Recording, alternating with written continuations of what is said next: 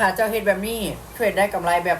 สบายๆเลยทุกคนมื้อนี้คำจะมาแชร์เทคนิคนึงที่ว่าคำใส่เทรดใน BX Trade แล้วสามารถเก่งกำไรได้หลายเนาะทุกคนมาเบิ่งเลยว่าคำใส่เทคนิคใดในการเทรด Binary Option หรือในการเทรด BX Trade ให้ได้กำไรเนาะมาเบิ่งเลยทุกคนสำหรับการเทรดของคำผลมาเบิ่งเลยว่าคำใส่เทคนิคใดในการเทรด Binary Option หรือในการเทรด BX Trade ให้ได้กำไรเนาะมาเบิ่งเลยทุกคนสำหรับการเทรดของคำจะอธิบายง่ายๆว่าคำจะเทรดตามคนส่วนหลายคือคำจะวิเคราะห์โซนว่าวอลลุ่ม 4-5 นาทีนี่มันมีคนเข้ามาหลายหน่อยสำใดถ้าว่ามีคนต้องการขายก็หลายก้อนหรือมีคนต้องการเซลล์หลายก้อนมันคำจะกดขายตามถ้ามีคนต้องการซื้อหลายก้อนมันคำจะกดซื้อตามเนี่ยมาเบิ่งเลยเทคนิคของคำเนาะว่ามันจะเห็นในคำสามารถเก็งกำไรจากงบ3,000 เหรียญไปฮอดจากเหรียญเนาะทุกคนเนาะมา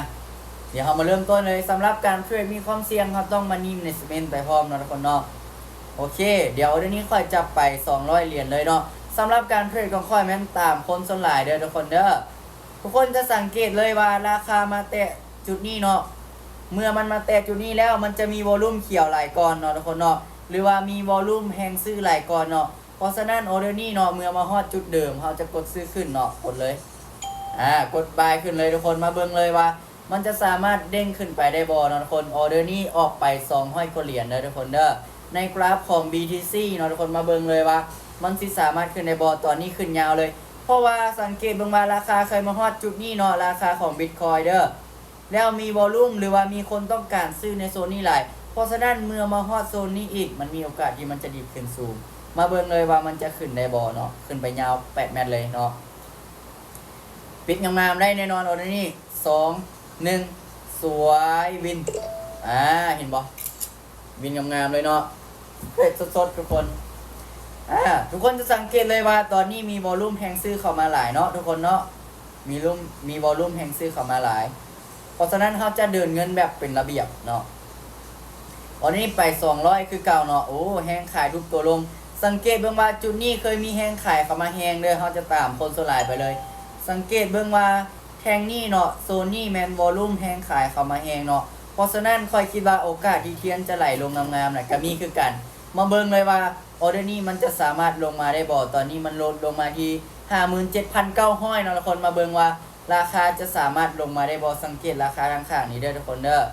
สังเกตราคาข้างๆนี้เด้อเนาะตอนนี้ลงมางามๆแล้วมาลุ้นนํกันว่ามันจะปิดได้บ่เนาะทุกคนเนาะสำหรับเทคนิคของคาแมนจะมีได้มีเสียเด้อทุกคนจะบ่วิน 100% เนาะโอเค1 วิดีดขึ้นเนาะบ่เป็นหยังเด้อทุกคนเด้อมันแสดงว่าโซนนี้เนาะมีแฮงซื้อแฝงตัวอยู่หลาย1 วิดีดขึ้นมาเดี๋ยวคำจะเฮ็ดหยังให้เบิ่งเนาะแบบนี้คำเคยเก่งกำไรแล้วทุกคน1 วิดีดขึ้นเนาะมันบ่แม่นกราฟล็อกเด้อแต่เกิดจากราคาผันผวนเนาะมีแฮงซื้ออยู่หลายแฮงวันนี้จะไป400เนาะทุกคนเนาะ50โอเคกดซื้อเลยมั่นใจทุกคนเนาะเดี๋ยวนี้ว่าจังไหนมันก็สามารถขึ้นไปได้แน่นอนแฮงซื้อในโซนนี้มันต้องหลายสำหรับมันจึงเฮ็ดให้แทงเทียนสวิงขึ้น1 วิแม่นบ่ทุกคนมาเบิ่งเลยว่ามันจะสวิงขึ้นคือเก่าบอกข้ามมั่นใจว่าโซนนี้มันจะขึ้นไปได้แน่นอนคนส่วนหลายเนี่ยเทซื้อในโซนนี้แน่นอนเนาะแฮซื้อกันในโซนนี้เนาะมันจะดีดขึ้นปอกๆเลยมาเบิ่งเลยว่ามันสิสามารถดีดขึ้นในบ่ตอนนี้กำลังดีดขึ้นเนาะเห็นบ่ทุกคนมันดีดขึ้นไปแล้วเนาะบ่แม่นกราฟล็อกได้ถ้าใครจับจุดบ่ได้นี่เสียเงินแน่นอนทุกคนแต่ว่าลีดเดอร์คำเนาะมีประสบการณ์การเทรดมาแล้วเนาะออเดอร์นี้มันปิดเกี่ยวแน่นอนเนาะมาเบิ่งเลยจะดีดขึ้นในบ่อีกหน่อยนึง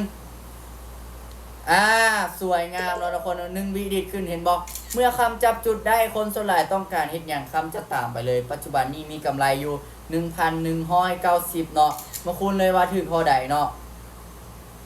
1,190 เนาะมาคูณให้เลขปัจจุบัน18 ล้าน